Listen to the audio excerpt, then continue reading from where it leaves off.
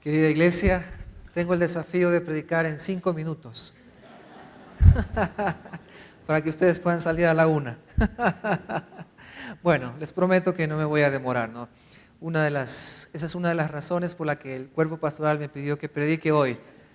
Para que predique corto, me dijeron. No es que les gusta lo que predico, sino que predico corto nada más. ¿Qué tal si oramos? Padre, qué privilegio, Señor, es ser una persona que habla de tu palabra, y qué gran responsabilidad. Señor, creo que hoy nos hemos alegrado tanto, nos hemos emocionado y hemos disfrutado de este tiempo. Ahora permítenos, Señor, reflexionar un momento en tu palabra, Señor. Te lo pedimos en Cristo Jesús. Amén. Muy bien. Uno de los temas que siempre hemos hablado con el pastor Luis y le hemos dado con todo desde el púlpito y en nuestras conversaciones personales ha sido el tema de la religiosidad.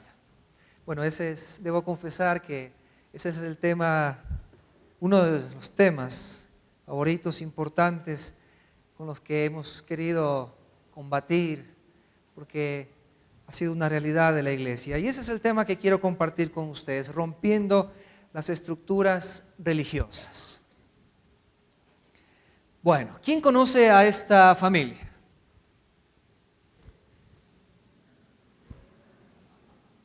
Todos conocemos a los Simpson, ¿verdad?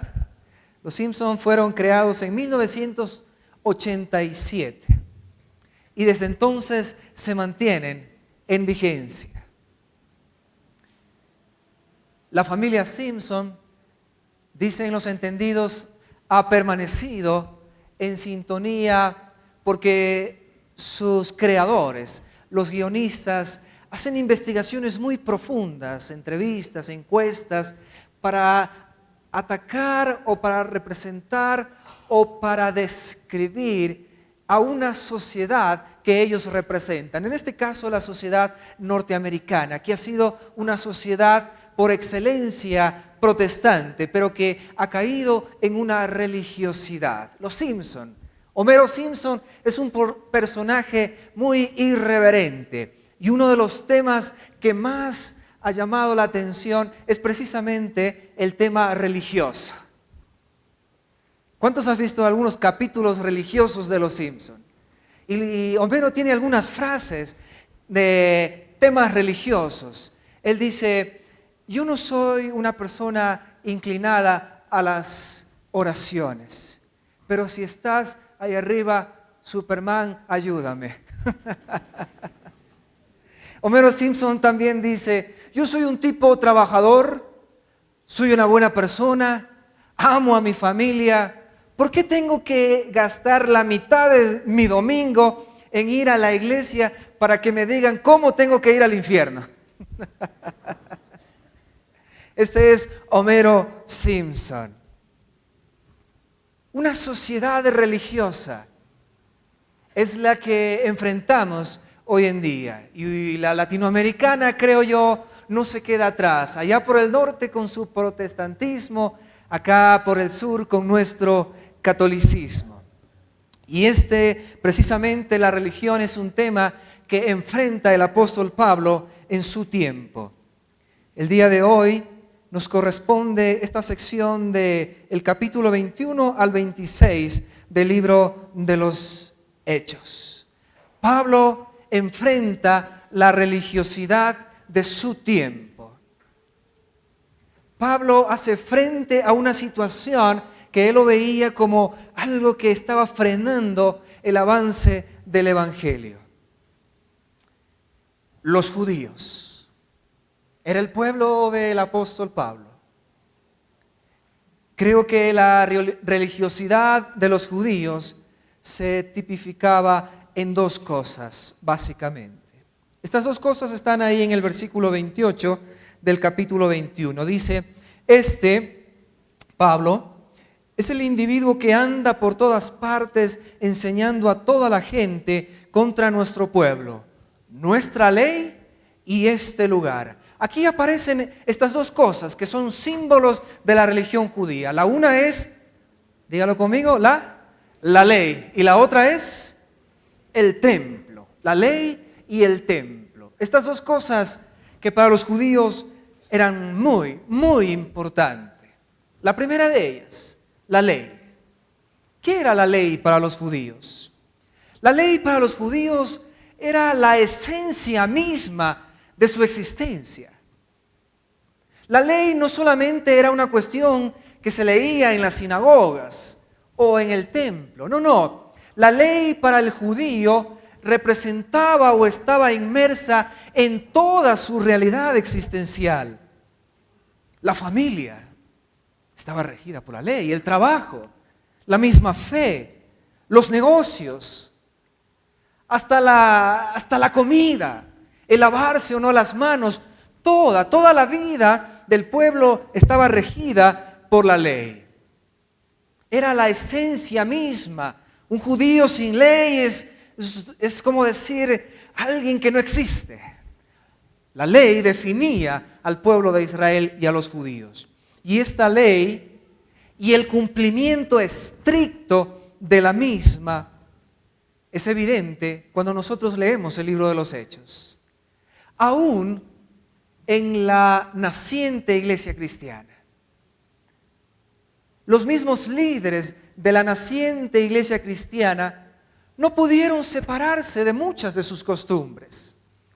A veces uno cree cuando lee el relato que cuando los judíos se convertían, abandonaban inmediatamente sus costumbres y sus leyes, pero no fue así. Ellos estaban tan apegados a la ley, que era parte de su vida misma. No se diga el pueblo y los líderes religiosos de aquella época. Era tan arraigada la ley en el pueblo judío que ellos estaban dispuestos a matar por el celo de ella. Muchos historiadores dicen que cuando los judíos fueron desarraigados de su tierra, fueron exiliados y allá en esas tierras lejanas vivieron situaciones críticas, cuando ellos volvieron a su tierra, juraron nunca separarse. Algunos dicen que ahí nació la secta de los fariseos, apegadísimos a la ley, a las costumbres y a todo lo que implicaba esa ley. En esa situación está Pablo. Y a esa realidad se enfrenta Pablo.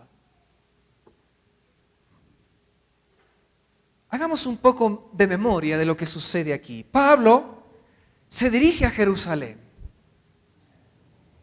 Él ha ido por todas las iglesias del imperio. Ha recolectado una ofrenda, porque Jerusalén estaba, y la iglesia de Jerusalén, en una situación crítica. Entonces él está llevando esta ofrenda a la iglesia de Jerusalén. Una ofrenda que representaba la unidad, la solidaridad entre las iglesias nacientes y la iglesia madre de Jerusalén. Ahora, tal como nos lo narra Lucas, el encuentro de Pablo con la iglesia de Jerusalén nos deja un poco perplejos. En primer lugar, vemos un recibimiento amable. Ahí en Lucas 21:17 dice: cuando llegamos a Jerusalén, los creyentes nos recibieron, ¿qué dice ahí? Calurosamente. O sea, la primera bienvenida fue amable, calurosa, buena. Pero luego, cuando ya se sienta Pablo a hablar con los líderes, con Jacobo, Santiago, los líderes de la iglesia, ya se nota cierta tensión. Los versículos del 18 al 21 nos dicen: al día siguiente Pablo fue con nosotros a ver a Jacobo, y todos los ancianos estaban presentes. Después de saludarlos, Pablo les relató detalladamente lo que Dios había hecho entre los gentiles por medio de su ministerio. Al oírlo, alabaron a Dios. Luego le dijeron a Pablo: ¿ya ves, hermano? ¿Cuántos miles de judíos han creído? Y todos ellos siguen aferrados a la ley.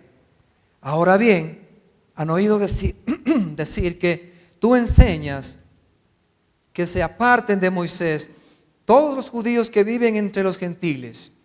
Les recomiendas que no circunciden a sus hijos ni vivan según nuestras costumbres. Yo no sé si ustedes notaron la tensión que aquí existía ya en esta reunión. Permítanme hacer una paráfrasis en quiteño, digo yo. Por un lado está Pablo. Hola Santiago, ¿cómo has estado? Te comento que un montón de gentiles, faltó la F, ¿no? Un montón de gentiles se han hecho creyentes. Buenazo, ¿no crees? Ahora está Santiago. Sí, claro, hermano. Felicidades. Por acá también hemos tenido una buena cosecha. Pero los nuestros sí cumplen la ley. A cambio, dicen las malas lenguas que los tuyos, así sean judíos, ya no se circuncidan. ¿Qué mismo andas enseñando, Pablito? ¿Notan ustedes? Pablo les trae la noticia de que muchos se están convirtiendo de los gentiles. Ellos le dicen, acá también muchos judíos se están convirtiendo. Y ellos sí están guardando la ley. Y luego acusan a Pablo de enseñar a los judíos que viven entre los gentiles que no estén guardando la ley. Esta era una seria acusación. Pablo se veía a sí mismo como judío de judíos, fariseo de fariseos, enseñado a los pies del gran Gamaliel. Esta era una tremenda y seria acusación. Pablo enfrentando una realidad religiosa aún en el mismo seno de la iglesia naciente.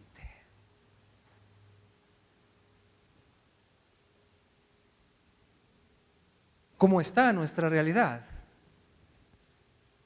Uno de los capítulos memorables de Los Simpson se llamó Homero el hereje. En este capítulo, Homero Simpson aparece en el vientre de su madre y está muy cómodo ahí en el vientre de su madre y va a nacer. Y de pronto el médico mete la mano para que nazca y la otra escena aparece su esposa Margaret tirándolo de la cama porque es domingo y tienen que ir a la iglesia. ¿Le suena parecida esta escena?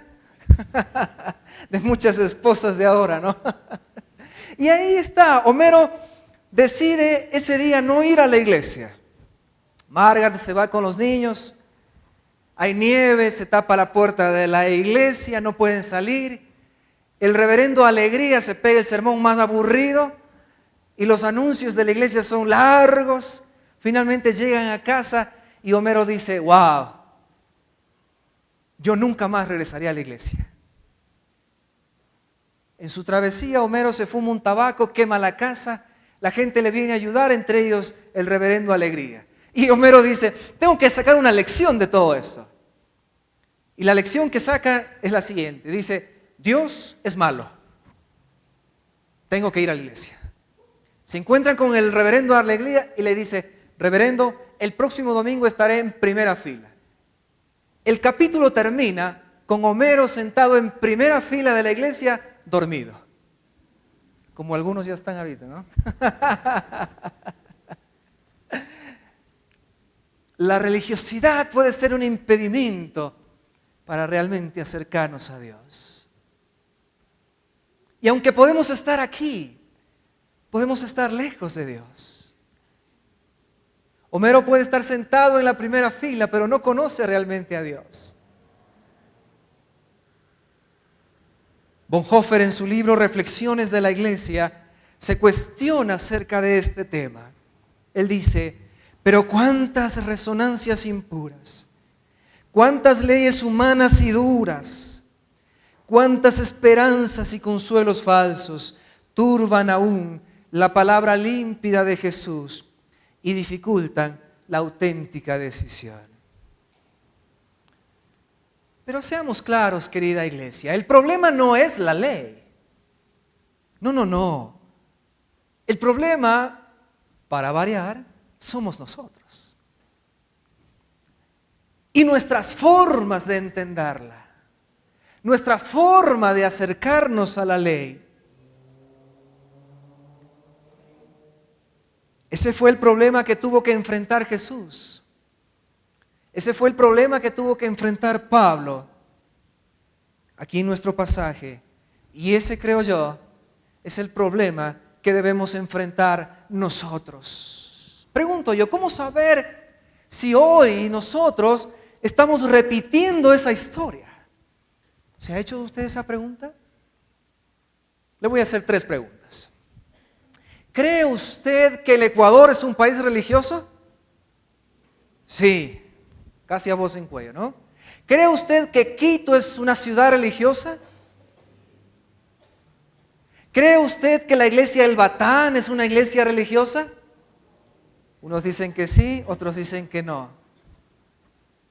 Pero bueno, la iglesia está compuesta por usted, su familia. Entonces la última pregunta es, ¿cree usted que es religioso? ¿Usted cree que es religioso?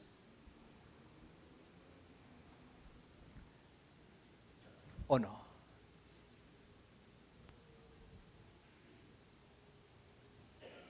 Algunos se quedaron callados. Permítanme 3 cortas reflexiones y al final les vuelvo a preguntar. Primera reflexión. El legalismo no es el apego excesivo a la ley, porque no se puede ser excesivamente correcto, ¿no es cierto? Jesús dijo, yo no he venido a abrogar la ley, he venido ¿a qué? A cumplirla. El Nuevo Testamento da testimonio de que Jesús cumplió una parte de la ley. ¿Eso dice? No. El Nuevo Testamento dice que Jesús cumplió toda la ley. Por lo tanto, el legalismo no es un apego excesivo a la ley. El legalismo es entonces el acercamiento incorrecto a la ley. La ley es buena. El problema es cómo nos acercamos a ella. Dicho en términos musicales, ¿cómo la interpretamos? Esto me recuerda hace muchos años, cuando yo estudiaba piano allá en el Conservatorio Nacional de Música Antonio Neumann en Guayaquil.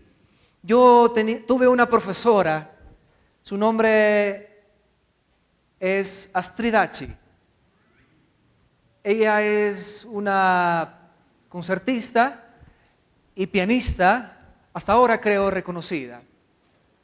Una mujer muy dulce para enseñar, la recuerdo bien. Teníamos unas pequeñas sonatas en nuestras clases. Y cuando ella las tocaba, sonaba muy bien. Sonaba muy bien. Daba gusto escucharlas. Pero cuando yo las tocaba, no sonaban tan bien.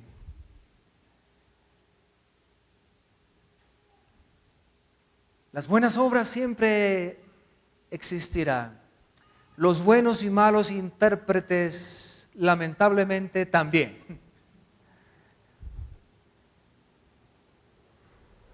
El legalismo ha acompañado a la iglesia desde sus más remotos orígenes. Desde el apóstol Pablo luchando con una iglesia entendiendo mal su situación, hasta un Lutero que tuvo las agallas de enfrentar a la iglesia católica romana de su época.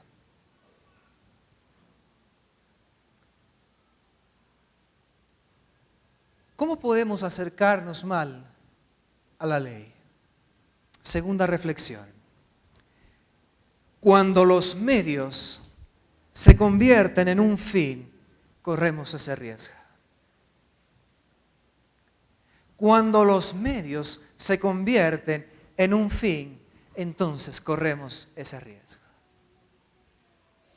Yo les hablé de 2 símbolos de los judíos. El primero, ¿cuál era?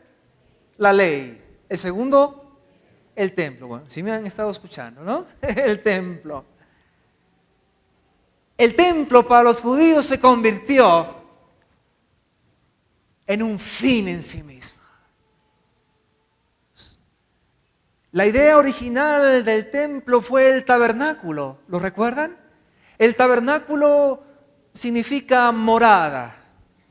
¿Morada de quién? De Dios, porque ahí estaba el arca del pacto. Y el arca significaba la presencia de Dios. Pero la particularidad especial del tabernáculo era que la presencia de Dios caminaba con el pueblo. Dios caminaba con el pueblo. Donde el pueblo se movía, Dios se movía. Si el pueblo paraba, Dios paraba. Esa era la didáctica de Dios. Pero cuando el templo se construyó, lamentablemente Israel, el pueblo, no entendió. Y ahora Dios estaba en el templo. Y para encontrarse con Dios había que ir al templo. Y entonces el medio se convirtió en un fin.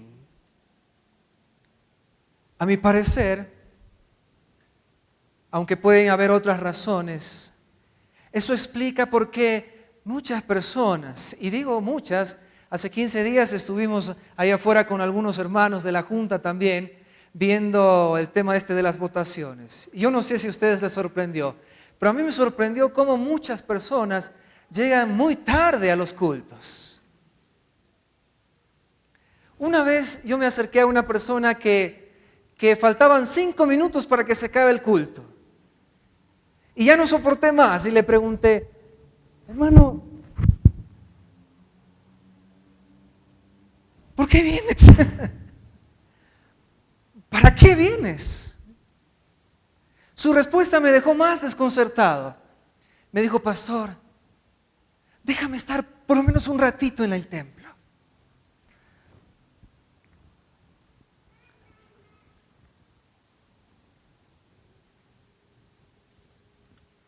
Al parecer aún creemos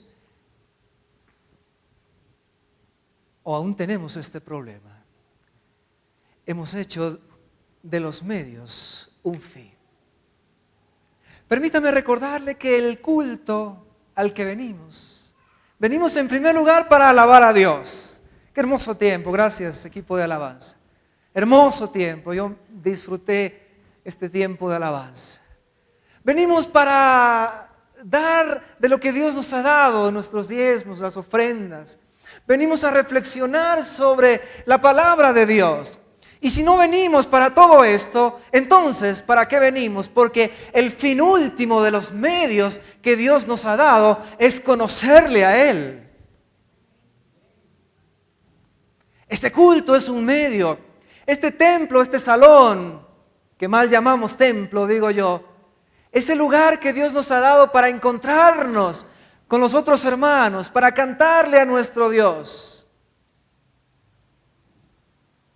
Es un medio, no un fin. Y hay un sinfín de ejemplos de estas cosas.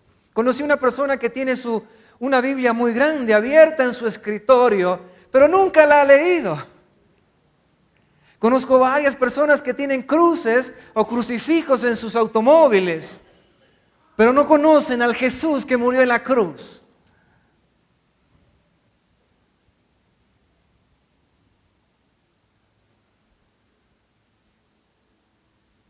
Hay personas como Homero Simpson que vienen a la iglesia, pero no sacan nada. Y a veces se duerme. Yo decía en el otro culto, le pedía permiso al pastor, porque decía, el pastor me ha dado chance ahora para predicar, entonces tengo que decirle lo que no le he dicho en estas semanas. Yo les decía a los hermanos del primer culto, hermanos, si usted está muy cansado, más espiritual es que se quede durmiendo en su casa y que usted venga a un servicio y se duerma.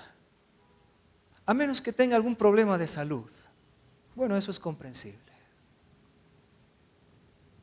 Cuando hacemos de los medios un fin, entonces somos religiosos. Tercera reflexión. Corremos el riesgo de ser religiosos cuando anteponemos las normas a los principios. Corremos el riesgo de ser religiosos cuando anteponemos las normas a los principios. Yo tuve el privilegio de enseñarles a mis hijos a montar bicicleta, aquí en el Parque La Carolina. Y compramos una bicicleta pequeñita que tiene esas rueditas de apoyo. Esas rueditas de apoyo, les decía a mis hijos, bueno, eso sirve para que no se caigan, para que tengan equilibrio, eso les da estabilidad. Y luego se montaban en la bicicleta, espalda recta, manos derechas y listo, vamos, les decía. Y les empujaba hasta que ellos tomaban confianza. Pero ¿sabe cuándo venía el problema? Como todos ustedes saben, el problema venía cuando le intentábamos quitar las rueditas de apoyo. Eso fue un gran lío. Mis dos hijos chillaron cuando les quité las rueditas de apoyo. Las rueditas de apoyo son importantes, dan equilibrio, dan seguridad al inicio, pero luego deben ser quitadas. Mi hijo, el menor, Juan David, me dijo, papá, ¿pero qué tiene de malo que yo siga toda la vida con las rueditas de apoyo? Él es menos lanzado que mi hija mayor. Y yo le dije, mi amor, no tiene nada de malo, pero te vas a perder lo mejor de la bicicleta. Las rueditas de apoyo son las normas. Las rueditas de apoyo fueron las normas para los judíos, o su forma de entender la ley. El apóstol Pablo intentó de todas las formas quitarles a los judíos sus rueditas de apoyo. Y no pudo. Finalmente no pudo. A mi juicio, Dios tuvo que intervenir. El templo fue destruido en el año 70 por los ejércitos romanos. La iglesia de Jerusalén desapareció prácticamente y se esparció por todo el imperio. Dios les quitó sus rueditas de apoyo. Y aunque seguían usándolas muchos en sus sinagogas. Las normas no son malas. Solo debemos entender que no duran para siempre. Algunos padres quieren poner las mismas normas a sus hijos de 28 años que a los hijos de 8 años. Yo escuché este dicho alguna vez que dice, las normas estúpidas provocan reacciones estúpidas cuando están fuera de contexto. En el hogar, por ejemplo, el principio del respeto a los padres no cambia, pero la hora de dormir, que es una regla, debe cambiar.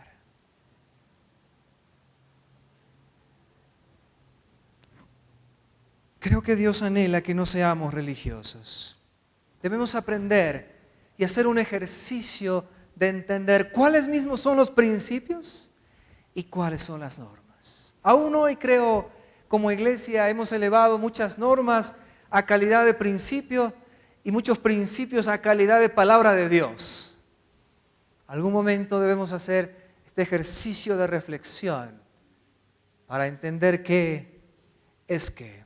Querida iglesia, Dios nos ha llamado a vivir en libertad, no a una vida de legalismo. Les pregunto nuevamente, ahora de menos a más, ¿es usted legalista, religioso? No me tiene que responder. ¿Es la iglesia del Batán una iglesia religiosa, legalista? Dios nos llamó a libertad. Quiero terminar leyéndoles algo que el apóstol Pablo le dijo a la iglesia de los Gálatas, cuando ellos, habiendo ya conocido a Jesús, estaban regresando otra vez a ser esclavos de un legalismo. Pablo les dice, les hablo así, hermanos, porque ustedes han sido llamados a ser libres. Pero no se valgan de esa libertad para dar rienda suelta a sus pasiones. Más bien, sírvanse unos a otros con amor. Amén. Quisiera terminar este tiempo rogándoles que ustedes se pongan de pie, pidiéndole al pastor Luis y a su familia que vengan acá, a los miembros del cuerpo pastoral, a los miembros de la fundación y del cuerpo administrativo. Vengan, por favor.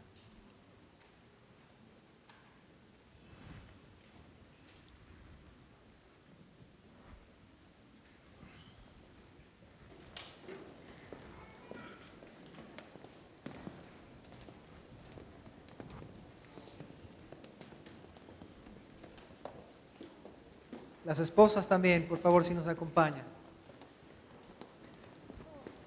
Y nos vamos tal vez corriendo para allá, para que entremos todos.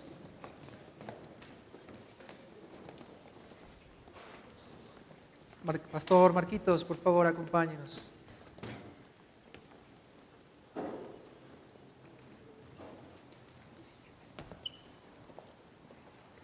Querida iglesia, a propósito del tema, nosotros no queremos ser una iglesia legalista o religiosa. Queremos ser una iglesia viva en el Señor. Eso es lo que hemos aprendido de nuestro pastor. Este cuerpo administrativo, esta fundación,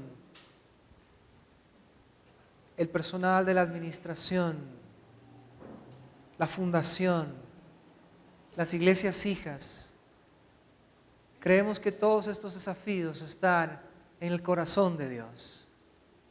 Y ustedes, querida iglesia, queremos decirles que les amamos mucho, que anhelamos que esta iglesia viva en el poder del Espíritu de Dios. Quisiera terminar haciendo una oración por nuestros pastores, con la presencia de todos estos cuerpos que hacemos la iglesia del Batal. Amado Dios, gracias te damos porque tú nos has bendecido tanto, Señor. Pero asimismo como nos has bendecido, nos sabemos responsables de tanta bendición. Y no queremos, Señor, no queremos hacer algo que desdiga de tu nombre. Señor, bendice al pastor Luis, a Melania, a su familia. Y bendice, Señor, a estos cuerpos de servicio que estamos a su lado para servirte a ti, sirviendo a esta iglesia, a esta ciudad, a este país, a nuestra querida América Latina, Señor. Oramos en el precioso nombre de Jesús. Amén y amén. Un abrazo a cada uno. Bendiciones. Gracias, Señor.